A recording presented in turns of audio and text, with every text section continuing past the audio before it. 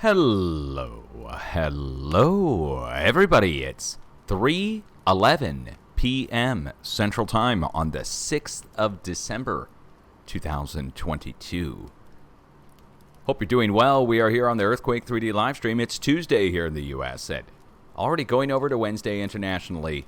However, we are not here to talk about what date it is. Also, take a look at the screen. I'm going to turn off the fireplace so we don't have to listen to the crackle of the fireplace while I'm doing my update. But let's turn on a display capture so that you can see what I see ever so slightly better. We're going to start with a little update from yesterday when I brought you up to speed. We got a 6.7 to 6.9 quake here over at Tonga. We got 50,000 foot high blast over at Mount Semeru. Now, since then, we had some other activity, which you can see on the screen here now. Deep earthquake activity down below Semeru, deep 5. That's marked in a pinkish color. Then, last night, a new 6 hit, which USGS brought in at 5.9. So it rang in at a 6, and then was downgraded to 5.9. That is a shallower, larger earthquake next to our deep 5. So we have a deep 5, and then next to it, on the plate boundary, right next to it, we have a shallower, larger earthquake. In addition to that, of course, we have our big blast at Mount Semeru. Somebody, who I'm not going to name, with a fairly large YouTube channel, about 100,000 subscribers or so, came over and said that there was no 50,000 foot high blast, and called me a clown and a fraud. I made a response to that. Again, I posted the Ash report. It's not up for debate, guys. There, it was listed as a original 50,000 foot high blast, and then dissipated to 21,000, and then all the video surfaced of the pyroclastic flow, which I think the YouTube channel who came out on the blast against what I was putting out, showing the Ash advisory, they may have just been looking at the video of the pyroclastic flow, which the pyroclastic flow was generating maybe a 5 or 10,000 foot high ash cloud off it. Anyway, if you're just going by what you're looking at on TV or something, that might explain it. I don't know. But I would like to open up a plate boundary map from the USGS and just show you where Semeru is. It's over here right on the kind of the middle central part of the Indo-Australian plate on the north side of the plate boundary. So right here is Java, Indonesia, Semeru here being on Java, and then our deep earthquakes happening down below where you see these red lines. These are the plate boundaries themselves between, let's just say, the Indo-Australian plate and over here in the Pacific and so forth, or down to Antarctic. So we have something going on there. No duh, we were looking for this spot to get hit about 6 days ago with a big earthquake. That did not happen. Instead, we got a big blast, which is somewhat rare. I mean, it happens. We get 50,000 foot high blast coming from these volcanoes from time to time. However, the new 6 next to it in the deep earthquake kind of tells us again something's going on down below that red line, that plate boundary here at the Indo-Australian plate. Over to the east, deep earthquake activity all the way thousands of miles, like 4,000 or 5,000 miles over to the east. We have all our deep earthquake activity taking place or emanating from here and going down to the south towards New Zealand and back, like I just said, over to the west to our deep earthquake here. Speaking of New Zealand, you guys got a deep 5 down below Taupo volcano several days ago, deep 5.1. It was down at 168 kilometers deep. Now, I consider 200 or more a quote-unquote deep earthquake. This is more like down inside the plate or right next to the magma chamber at the feeder underneath the plate for Taupo. It doesn't mean Taupo is going to erupt. I think it's just a sign of a bigger push coming up from underneath. You can see all of our deep earthquakes raised high off the globe here. And again, look at the screen, guys. Right here, going all the way down to New Zealand, and like I just said, going all the way over here to Indonesia, something's going on down below this. And that's what all the deep earthquakes signify. There's, again, something going on down below. Coming up, then shallow next to the deep quakes and spreading out across the plate boundary. 5.5, 4.9, 4.8, 5.2, 4.9. About the same sized activity all the way around the outside edge of the Indo-Australian plate. So really, you could just say something's going on below the whole Indo-Australian plate. And it's spreading out from there over to the east, over to the west, up to the north. And that's the rest of this update that I could take you through. Because yesterday I told you about the 5s that spread. Now look at the whitish colored earthquakes. The whitish colored earthquakes have struck since last night when I did my last update. And if you're astute, you'll notice that the whitish colored earthquakes there, let's go back a day, are sandwiched in between, in the middle points, between our previous sets of earthquakes. So, as I'm talking here, a new 4, let's just make sure, when did this hit? Just got reported in here. A 4 at 2040 UTC. Less than an hour ago, a new 4 popped off in between the previous 2 sets of quakes that struck on either side the day before. Over in Japan, for instance, the halfway point. See how the rings overlap here? Where the 2 sets of rings overlap on the pinkish colored quakes? That's where the new 4 just broke out. Now, it's not a larger quake in the middle there. It's still the middle point has been hit between the previous 2 sets of earthquakes, no matter what the distance is apart. And so when you apply that over a greater distance, you can see we have big cluster of earthquakes here from yesterday. We have a big cluster of earthquakes here from last night going into this morning. In between the 2, big open silent area where we don't have any new volcanic blast reported and no new seismic in 2 days' time. While it's moving like a 2-arm scale on both sides, this would be the focus point between the 2. So we watch between the two big clusters. We also watch between the earthquakes themselves for new earthquakes to break out of similar size. And when I see stuff like this going on, multiple 5s going up to 6, new 50,000 foot high blast. I haven't even talked about Mauna Loa yet, which is still ongoing over in Hawaii. So make note of the magnitudes, 4.6, 4.8, and a 5.2. Going over to the west, 4.6, 4.8, 4.9, and a 5, plus another 5.9 to 6 in the middle of it all. Going out into China, same-sized earthquakes, 4.8, 4.5, again, 4.6, what's the difference, right? 4.5, 4.8, and a 5.2 going into Myanmar. As we head out over to the west, we take a step down, about a half magnitude. We go between 4.3 and 4.7 at the pinnacle of the plate boundary north of India in Afghanistan. Now, this is all going to make sense in about 2 seconds. Take a look at it, guys. Indo-Australian plate, all the way around it, same-sized earthquakes. In the middle of it, the biggest. Going up to the north, same-sized quakes heading up towards Japan. Same-sized quakes heading out over towards Asia. Once we get into China, we take a step down as the plate absorbs some of the energy as it's going across through this whole region. But ultimately, the same-sized earthquake activity that strikes here in the West Pacific, within the magnitude, starts to spread out and go over to the west. So, over to the west, we have to watch in the next few days for a new outbreak to take place that's similar in size to what's taking place right now in the West Pacific, going up to 5.9 to 6.0. It'll spread out, following the plate boundaries, following the arrows, following those red lines I just showed you on the USGS map. But it all focuses back in over here at Turkey, going into Greece. So a new push is going to come across. We'll see it light up first here at Afghanistan with another new near 5.9. And then over to the west, we go right over into Iran again, and we'll see a new mid-ranged 5, 2 mid-range 5s most likely, breaking out on both sides of Iran, South Iran, North Iran, going around both arrows, 2 mid-range 5s. Should come back together over here at Turkey, but then slam into Greece down here next to Crete on the plate boundary. Let me show it to you on the USGS map. It's going to flow like a river. It's pooling up out here across Asia and the West Pacific. It's going to focus in here on Afghanistan, go through Iran, over into Turkey, slam into Greece.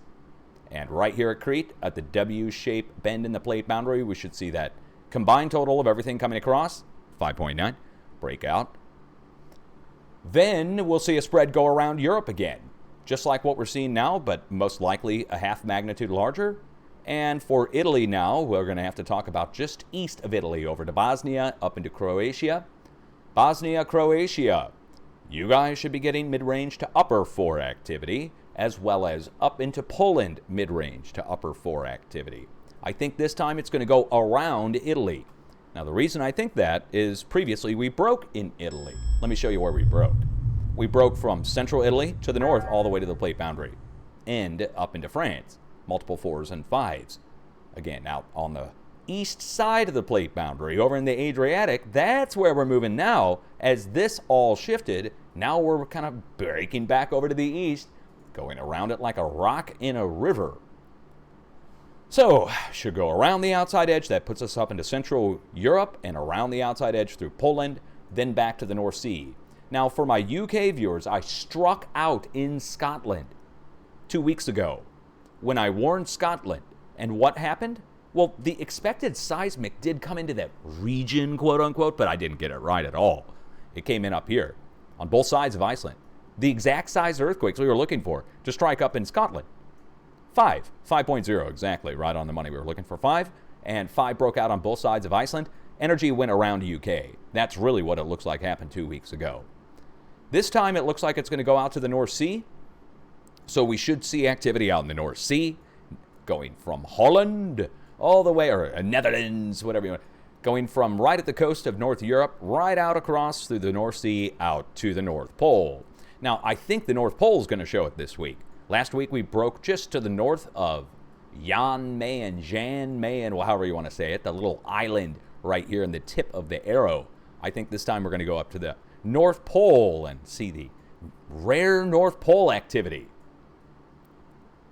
Now we'll jump across and go over to South America and Central America, where my viewers were asking me what to watch for. So check it out. Last night I did an update, and I talked about watching for a new 5 to break out in the middle of all these 4s. And guess what happened? Well, a new 5 hit. Where is it, though? Well, let's go see. Who weighed in on this? That's right, the USGS weighed in. They brought it in at a 4.5. Now, that matters because the Europeans reported it in as 5.1. I want to know what the Mexicans reported it as. So let's go over to the Mexican feed and see if it even still works. The dang thing, I haven't had to pull it up in years. I literally haven't had to check the Mexican feed in years. I don't trust them anymore. I do not trust the USGS to tell us if they're accurate earthquakes or not, especially in light of what's going on. So let's just see. What are the Mexicans? Do they even have it, I guess, is the question. Okay. Okay. This is, it's 24 hours. 1 day. Damn. Okay. Let's just go see if the Europeans have it on their feed. Or you can just take my word for it that a 5 struck, and now the USGS has it at 4.5. We could maybe even go look at the origin page and check the magnitudes and see how they came to their determination of 4.5. Body magnitude. Yeah, there it is. A 5.2 right on the top of the list. We'll throw that out, though. Throw out the high end. We also throw out the low end, and that'll leave us more of a broad swath of what it really is. So I'm throwing out the 5.2. We're also going to throw out the 4.5s. The 4s and 4.5s we're going to throw out. So throw out the 5.1 and 5.2. Throw out the 4s. And what does that leave us with? Something like a 5. Something like a 5. And this is body magnitude as well. So, I mean, come on. We all know that shows it even less. If you're going to be calculating magnitudes, I wouldn't even know how to. So, down here at the center, a 5 hit. And why does it matter? Because in my video last night, that wasn't there. All that was there were 4s. We talked about watching in the middle of all the 4s for a new outbreak to take place of something larger. And instead, they take it to a same-sized quake. Again, I really am starting to wonder about the professionals when it comes to the USGS and fraud. Fraudulently reporting earthquake magnitudes for whatever reason. I even have put out a proposal over on my YouTube community page, taking a poll from my viewers and the general public. Should we contact the Government Accountability Office, the one that does the audits on government agencies, to find out if they're fraud? They're the ones that found the porn at the USGS satellite office. When they started noticing anomalies coming from the USGS satellite office, USGS has an office that monitors actual satellites in space, supposedly. I don't know where they are. They might be in blimps floating through the sky, but wherever they are, they're up in the sky. And somehow they started to notice network anomalies. Weird things started to happen on the USGS networks. And somebody contacted the Government Accountability Office to come do an audit on the USGS to find out if there was anything going on. The Department of Interior had to do it, and they ran an audit on this place, and they found out that at the USGS satellite office, they had a pornography problem. And some people there were viewing pornography and had viewed up to 9,000 different pages, which infected the computers at the USGS. And it started sending out spam and other things from the USGS to people, which was infecting them. Now, here's the real kicker about it. This is so funny. It's actually not, you're not even going to believe it. You can look this up. So what they turned up was that it all originated at the satellite office for monitoring of the EROS Water Monitoring System satellite. In that office, in the EROS. Anyway, so I have proposed that maybe all 4.9, 5.9, and 6.9 earthquakes need to be put for an outside review. That 4.9 or this 5.9, they changed the 6 down to a 5.9. That this, for instance, would be put into a review by an outside company that has no ties or anything to the government but is being paid to do an audit, and that they compute the magnitude with all the information that's provided from all the stations and verify if the USGS is committing scientific fraud by changing the earthquakes down by a magnitude down to 5.9, to take a 6 down to a 5.9, to take a 5 down to a 4.9, and to do that repeatedly on every day, multiple times per day. And what that's doing is when you get this many 4.9, 4.9, 4.9, 4.9, 4.9 across the planet, and then they change a 6 down to a 5.9, what that does is that skews the numbers low and gives a false impression on the number of 5s, which then stops scientific research, and it's fraud. It would be a way to keep the numbers low by calculating them low on purpose, to take a bunch of 5s down to a 4.9s, take a bunch of 6s down to 5.9s. All of a sudden, you have way less 6s throughout the year. Do you see what I'm saying? And they would be doing that to maintain some bullshit position on that there's no increase in earthquakes, for instance. Because they put out statements saying that there's no increase in 5.0 or plus activity, they have to change a lot of the 5s down to 4.9s and a lot of the 6s down to 5.9s to keep that status quo, to stop the ship from rocking. And if meteorologists were doing this, coming out and dumping out the rain gauge to make the rain lower so that it didn't appear like we were having more rain, you would all call them out and say something to about it. And if it was taxpayer funded, you would either cut funding or fire the people, or put some kind of accountability in there where they get reviewed if they get caught doing it. And if they're getting paid to do it, they might even be getting paid to do it. They might be collecting money on the side from some outside group who's trying to maintain status quo. Or oil companies. That's another something, that the downgrades of a lot of the quakes are happening on land in the United States are happening, and they're doing crazy downgrades right next to the oil and gas. They could be collecting money. Somebody could be getting paid to do that at the agency on the side. So the reason I'm going this far into it is today they've changed a 6 down to a 5.9. They've changed several 5s down to 4.9s. And I haven't even gotten into the United States update, which the 4.9 up here yesterday has now been followed by another 4 down here along the U.S. border with Canada, a 4.6, and then this earthquake, which for a good part of yesterday was taken down to 3.9. Now look at the rest of the earthquakes across the United States. Do you see what they're doing it all the way down the board? They're changing 3s to 2.9, 2.9, and 2.9. I'm showing you everything 2.5 and greater. Here's 2.8s. If we incorporate in the 2.8s. So it's getting odd, the amount of taking something down to the next 0.9 down to remove the numbers, to keep them low. And even the untrained eye would be able to see this now that I'm pointing it out. And people would ask me, why would they do that? Well, if they have previous statements saying that there's no seismic increase, have you ever seen a statement saying there's ever been a seismic increase, ever? They're always saying it's on the down, that it's going down, down, down. And when it's going up, up, up, they change the numbers to be status quo. If I was doing that, everybody would call me a fake and a fraud and throw me out of the social media game entirely. They already say that about me, and I'm showing the earthquakes as they are. Now, let's go into the United States, talk about Hawaii really quick. So, out in Hawaii, still carrying on. People told me there was no activity out at Loihi, all at background levels. The professionals were denying the hot spot out in the ocean that I found. Did you see that? I found a hot spot a few hours before the Mauna Loa eruption on satellite. Also another hot spot on land at Kilauea. Both match perfectly to Loihi undersea mount and Kilauea. And the professionals came out and denied it and said it's a compression error. And that it's just chance that the glowing spot appeared over both spots. They said it's all at background levels at Loihi. Denial. They missed it, obviously. So, what really happened? In the hours leading up to Mauna Loa, out in the ocean, hot spot appeared. Some kind of flow or something happened out there, or a release of heat. Then, on land, an hour later, Kilauea flared up, and it showed like a bright glow. Then Mauna Loa broke.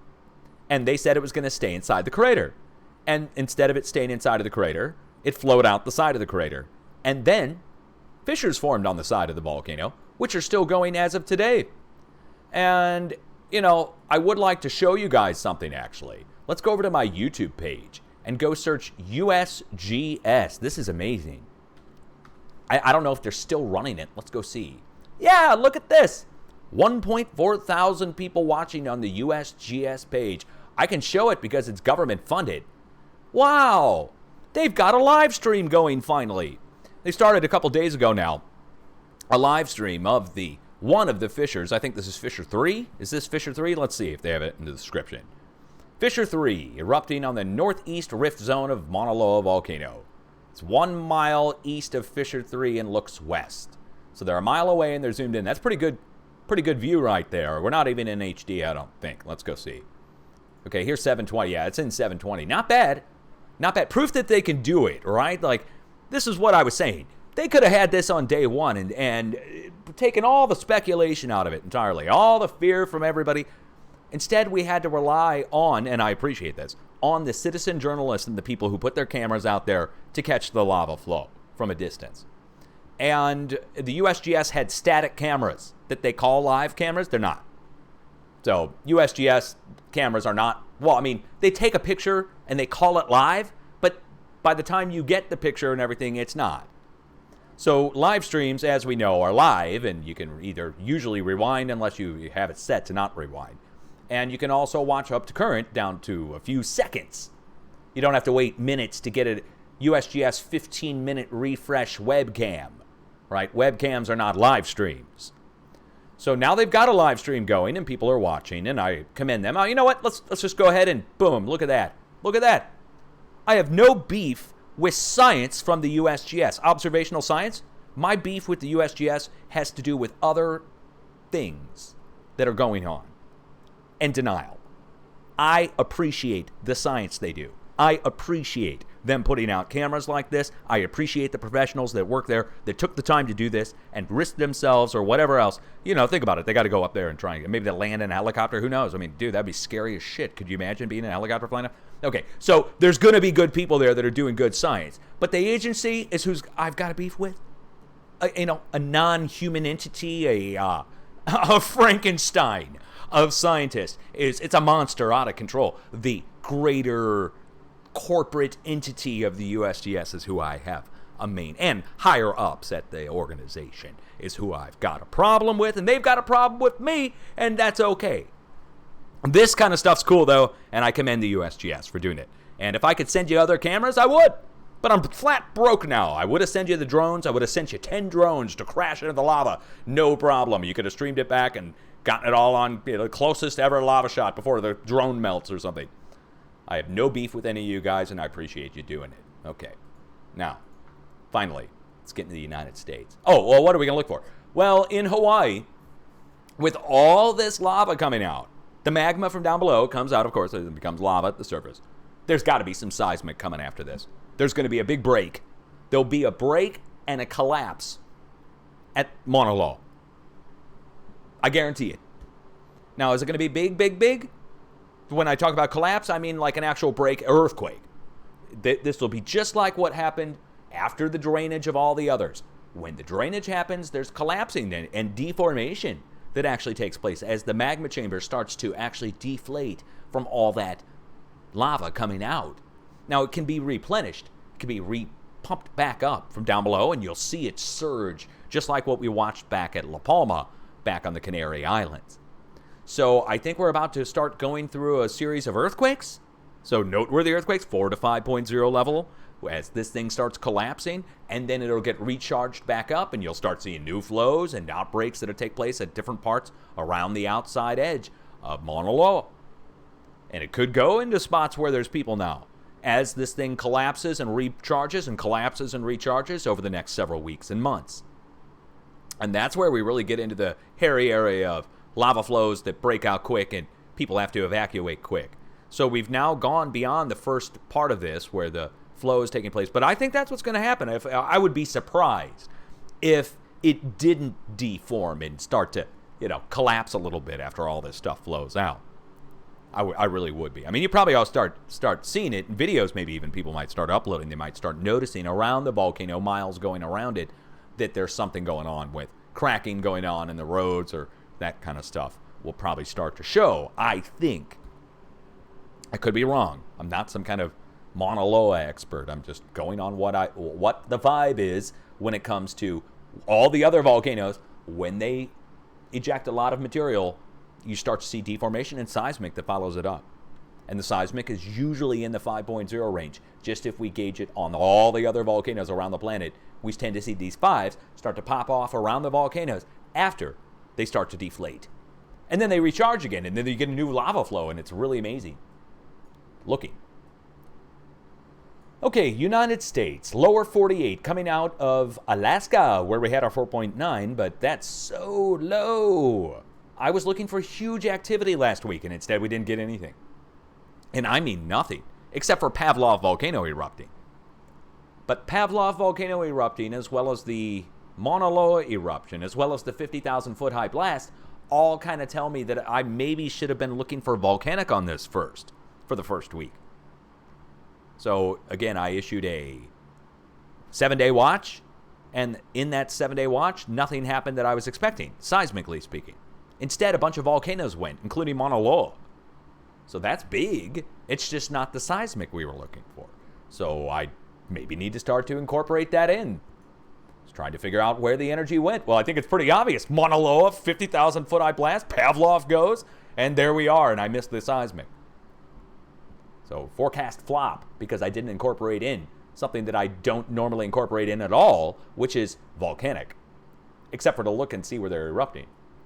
Now look at the United States over the last day. This is 24 hours, maybe 36 at the most, starting up here off the coast of Canada, going all the way down to Texas. Now, remember what I told you about these 2.9s? They took them down. They're 3s or greater.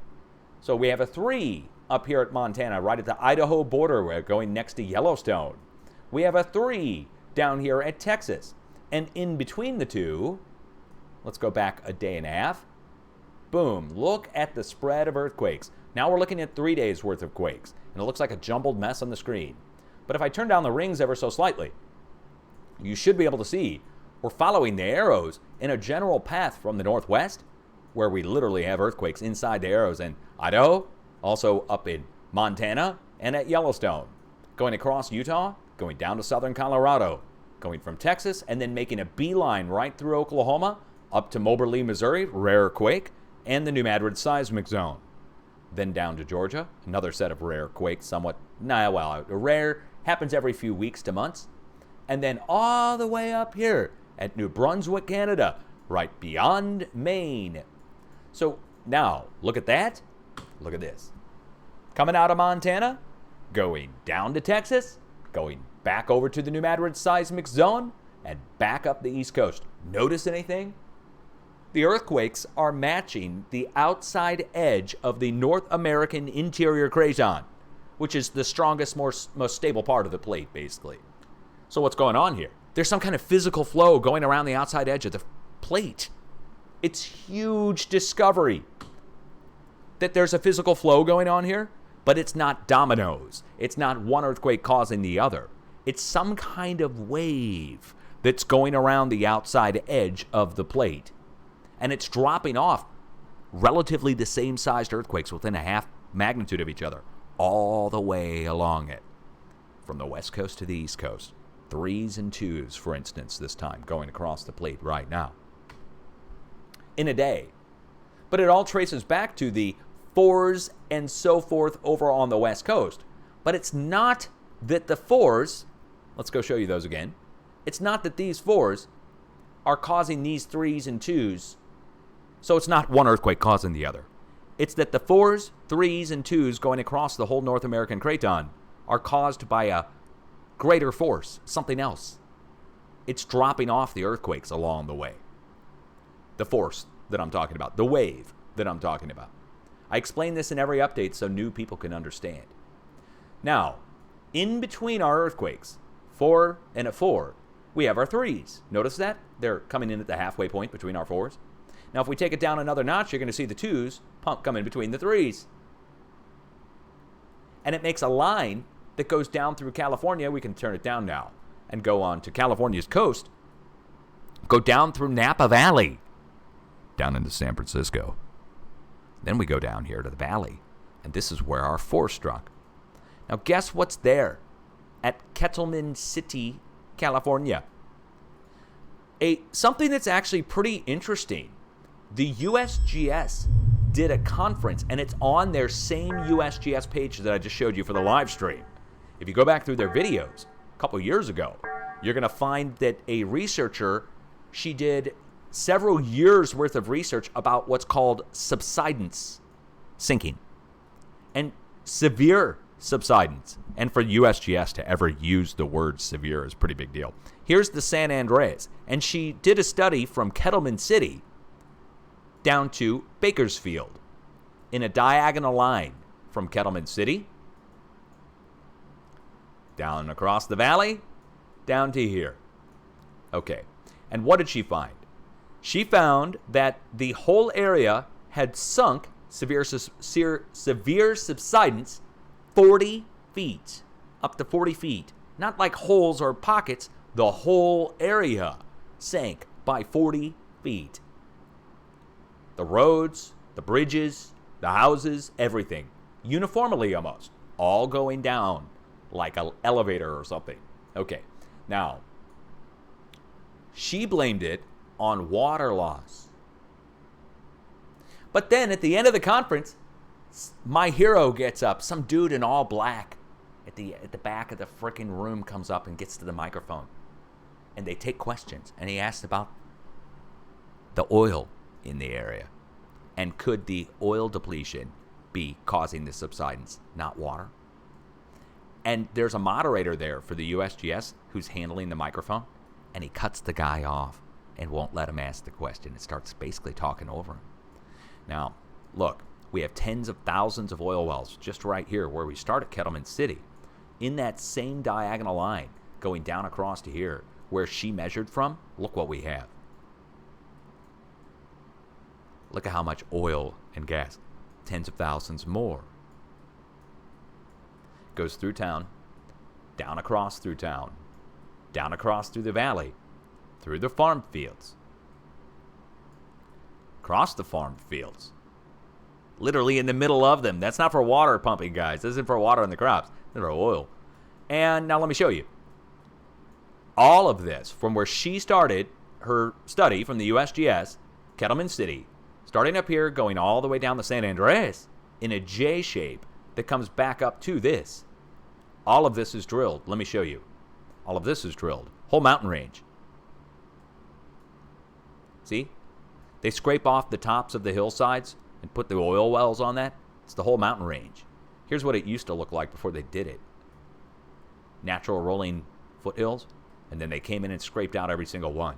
Put an oil well on it. Did a whole mountain range that way. Here's the San Andreas. And they drilled right up to the San Andreas. Take a look at what you guys are doing out there in California. You're all worried about earthquakes. Yeah, whatever. Seriously drilling, like perforating right up to the edge of the North American craton.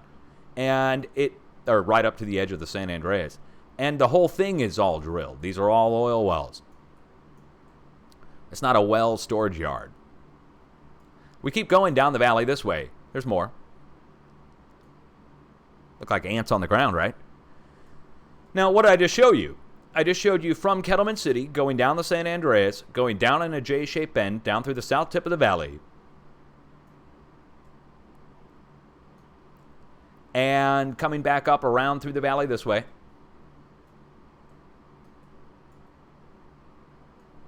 And going back up this way through the farm fields, and we get right back up to here. So a giant letter J shape and severe subsidence going on from Kettleman City all the way down to Bakersfield. USGS blaming it on water loss. Third. Now, big earthquake hits there. Biggest in years. It is. It is the biggest in years to strike here at this oil pumping operation. We normally see over here on the San Andreas, but over in the valley, right there, biggest in years for this spot in California at the oil pumping operation. I got to mention it. I have to show it because of what's going on elsewhere on the plate. The other oil pumping operations that are getting hit, as well as Mother Nature punch points at volcanoes. And like I said, I didn't even show you yet, but over to the east, over in Texas, over in Oklahoma, over in Colorado, all of these are drill points. Colorado, Texas, and Oklahoma are all drill points, every single one of them. Getting into Missouri, it's not. The spot in Moberly is... You got... Yeah, dude. Okay, why not just go there? Okay, see it says Madison, Missouri? This is where the train derailment happened. You remember? Byron... What was his name? Byron Brown II? Byron Brown II in Madison, Missouri... Train derailment. But there's something else here. Moberly, Missouri. Now, this matters because of the legend. It's not my legend. This goes back to the 1800s and professionals saying this was a hoax or something. They tried to say it was an April Fool's joke, but it didn't run on April Fool's Day. It ran in the month of April in 18-something or other. That they were down at the bottom of a 360-foot coal mine shaft here next to Moberly. And they broke through into a giant underground city. There. This is in the newspaper, New York Times of 1800s and 1880 or something. And they tried to say it's a hoax. I don't know what to say. All I know is we haven't had any earthquakes reported there the entire time that I've been online. That being said, new 2.5 striking right next to it. The rest of the earthquakes are at oil pumping operations, like I said, going from Colorado down through Texas, back up to Oklahoma. I shouldn't even need to show you those. Colorado, you might need to see it just because you don't normally associate Colorado with oil. But back up in Texas and Oklahoma, several million drill points across the area, 500,000 or more just in Oklahoma alone. Back to it, over to California, diagonal line of earthquakes, nothing's changed. Going from the northwest, following the San Andreas, jumping off the San Andreas, going down to the south through the valley. This means Southern California is about ready to get hit. I would expect a new swarm and up to 4.9. Now, really, it could be a bigger earthquake, but come on, we know the USGS is fudging numbers, so 4.9. And you have to give it a magnitude downgrade, so it could be between 3.9 and 4.9, even with them downgrading it and doing the crazy stuff. So, yeah, Southern California, I don't know what to tell you for. You'll feel it, but they'll deny it. I don't know. You'll feel it, but they'll downgrade it to something to make you feel like a fool for reporting it. I don't know. It'll be a big earthquake, but nobody will know. Or you'll feel like a big earthquake, but they'll tell you it's a 2. Can they hide earthquake? Oh, yeah. Oh, yeah. Oh, yeah. 100%. Private seismographs? Schmeismographs. Private schmeismographs, guys. We can trust the private seismographs. Yeah. Yeah. Just like on 9/11. Now let's go down here across into Southern California and tell you where to watch. So LA Basin already started to move. We went over here across in, of course, right at the old oil pumping operations. We already showed that in yesterday's update. Well, I won't waste time showing you that now. But it's like a big ring of quakes here where if you zoom in, you can kind of see it.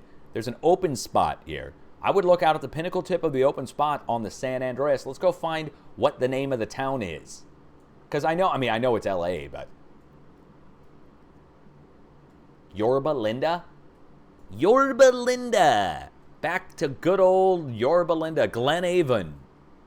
How about we just warn Glen Avon to Yorba Linda?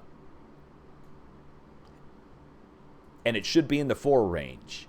They might downgrade it, but it should be in the 4 range. I will do another full update in the next day and a half, 2 days at the most. Tomorrow, maybe even. We're going to cover a few other things. Hey, look, a new 4.9 was just reported as I'm talking. Wow. 2058 UTC. About an hour ago, or less. They're just now throwing it on there. 4.9. We ought to write a song about 4.9s. I don't know. I'm wearing my 4.9 sweatshirt right now. I have a 4.9 Society sweatshirt. It costs $4.99 to become a Twitch subscriber. It costs $4.99 to become a YouTube subscriber. I made it that cost for a reason. No, I don't worship the number 4.9. No, they do. They do. I'm 4.9 bustin'. And on that note, do you guys have an earthquake plan? 4.9 is enough to knock things off shelves. If it's in the middle of the night, do you have a set of slippers or hard bottom something or other to put on your feet so that you can go walk across the floor that might have broken things on it? If it's anything bigger than a 4.9, it can actually cause damage. You could see chimneys and facades knocked off houses. We saw that happen with 4.0 plus activity in Oklahoma, for instance. So I would urge you to have a plan and know what to do in case a new 2.9 just struck over in Oklahoma at the oil pumping operations. Again, this 0.9 stuff is just such a joke. It's not even, it's made to look sciencey. The more points and nines and stuff you have, the more science sounding it is. Anyway, another new 2.9. I would propose we need to audit the USGS and review their magnitudes from an outside agency to have them computed by somebody else. And if fraud is found, it's taken from them for a few years and they lose funding and financing for it. All the stations can be turned over to private enterprises to run and maintain. I don't see why not. I think a private company or companies could probably do the USGS's job more efficiently and for cheaper. I think they could. It could be put out to bidding. It could go to probably the lowest bidder and probably still be done appropriately. I think it's possible that there could be fraud going on with the reporting of the earthquake numbers from the USGS. I think it's definitely within the realm of possibilities. So back to this earthquake plan stuff. With the seriousness of earthquakes being what they are, I would say you should just take the time to watch the earthquakes yourself, regardless of the magnitudes which are reported, and watch the flow come your way. You cannot rely on a professional to come out and tell you that there's a seismic increase, because they've never said there's an increase. Even during Japan megaquake, they tried to say there was no increase. No increase, just normal. Always normal. How could that be? Shouldn't there be an ebb and flow of seismic activity where there's an increase and a decrease? Well, according to professionals, in the 12 years I've been here, there's never been an increase, when even at the point where we had 5,000 earthquakes piling off of the screen and Earthquake 3D shutting down. So now that you understand that there's some kind of game going on with the reporting of earthquakes and maintaining status quo, it should concern you if you're concerned about earthquakes. Because maybe for the last 20, 30 years, you might have thought that you were getting the real earthquake information from the professionals in the USGS and other agencies, and it turns out you're being given a little tiny scope, like a little tiny microscopic view of what's really going on. And then the rest is being hidden and changed in front of your eyes. I stumbled into it. I didn't mean to find any of this. I thought I was just going to be doing what I was doing and, noticing a pattern in quakes and so forth. I was shocked to find out that the numbers are being manipulated and changed and not even reported in many cases. I was shocked to find that out. It's like not finding out that half the storms aren't being shown to you or something. I mean, you're a meteorologist. You're into wanting to know what's getting ready to happen. You're like, why do we keep getting stuff coming in from the south? I can't see it. It's not on the radar. It's not on the satellite. Then you go in and you go look and you see they put a blocker over it and they don't show it coming in, and then they just like make it appear out of nowhere. That you'd be like, oh my God. Or you find out that they're dumping the rain gauge. I used that analogy already. That the meteorologist, that you've never had an increase in rain ever. And you go back to the history books and you see, wow, it's never been an increase. Wow, why? It's just always the same. And then you go out, you see them, they're dumping it out on night. All right. Much love. Let's save this as a video, get it out over on YouTube where people can watch it back. Again, this is just a seismic update. It's also telling you a few spots to watch and what to look for. Oh, people telling me I didn't cover the Caribbean and I did not cover South America. Dang, okay. South America, really quick. South America. So, same-sized earthquakes coming across. 4.9 and 5, 5.1 at the most. See? All same size. Going around down to 4.9, 5, and 5.1. Gee, it's almost like it's we're talking about the opposite side of the planet.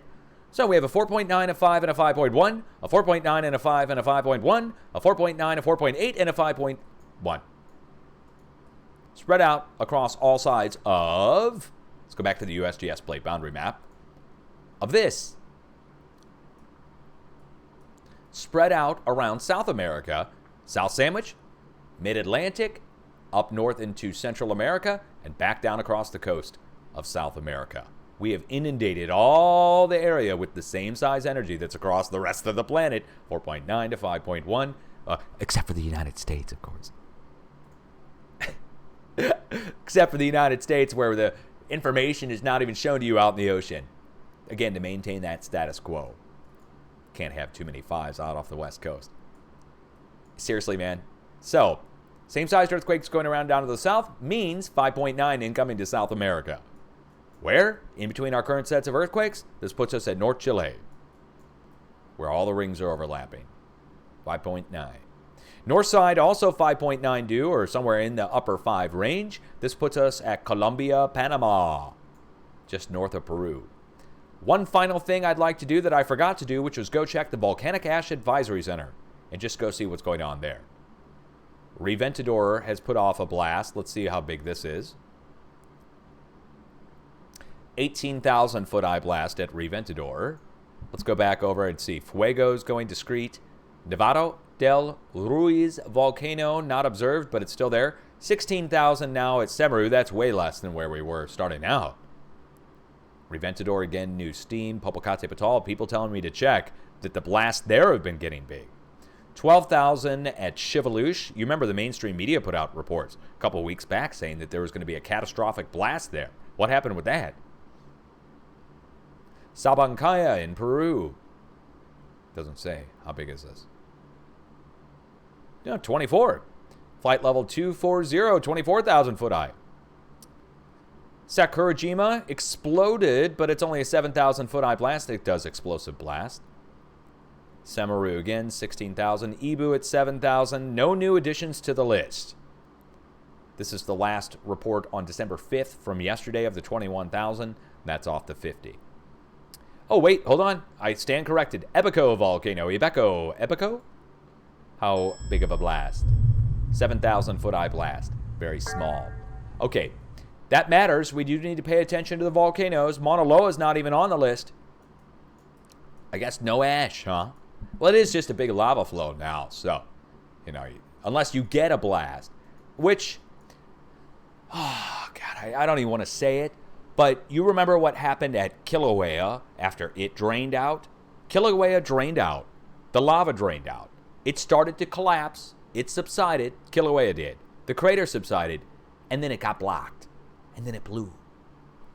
I'm not saying that's going to happen in Mauna Loa. I'm just saying it's a possibility. I mean, it's like a remote. I don't even really want to talk about it other than to say that happened at Kilauea. It was a different kind of eruption, sort of, that it flowed out and the chamber got blocked. What happened at Kilauea, it drained out, and then I think some kind of rock slide or a collapse of the inner lava tube that feeds up to the surface happened. And it blocked it like a cork. Like a cork blocking the flute of a bottle. Anyway, long story short, if that happens, we'll see it. We'll see the subsidence happen. You'll see the lava flow stop. And then we'll go down that road if it happens. But just throwing that out there that it might be possible for that to happen at Mauna Loa. Now this update's done. Jeez. Hope you guys are having a good morning, afternoon, night, evening, wherever you are.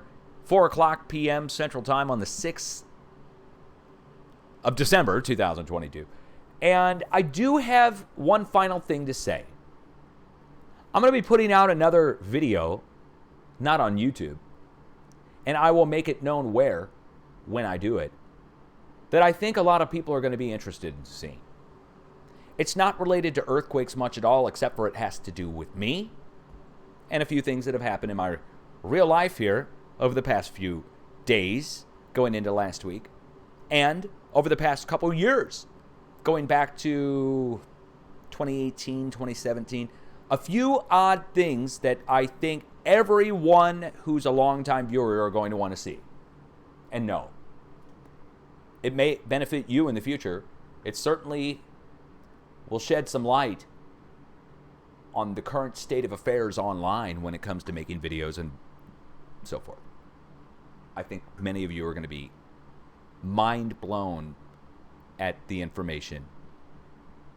But I'm not going to be mixing it on my YouTube channel. We're not going to be giving anybody any publicity of what they've done or what we found. It's going to be on a different outlet. I will, again, get that out to you if you want it.